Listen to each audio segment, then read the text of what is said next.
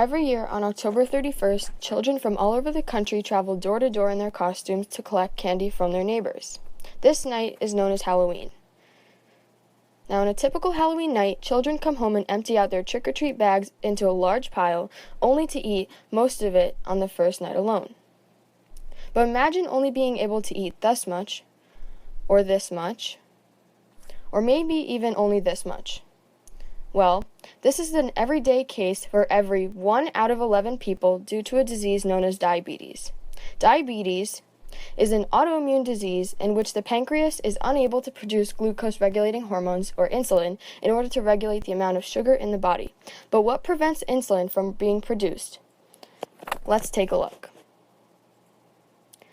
Glucose is a simple sugar that appears in many foods that we eat and is an essential energy source for all living organisms.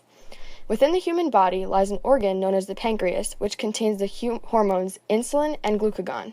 Together, these two molecules help aid in the regulation of glucose. Insulin is released from beta cells in the pancreas in response to high glucose concentrations, specifically after meals. Similarly, when the body experiences low glucose concentrations between meals, glucagon is released from the alpha cells of the pancreas.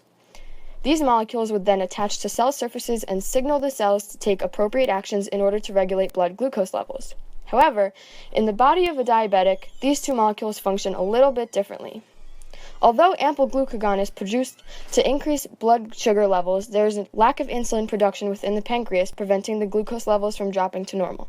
As a result, glucose builds up in the blood rather than being absorbed by the cells. Currently, diabetes does not have a cure, but many treatments such as insulin therapy, glucose monitoring, and medication are being used across the globe today.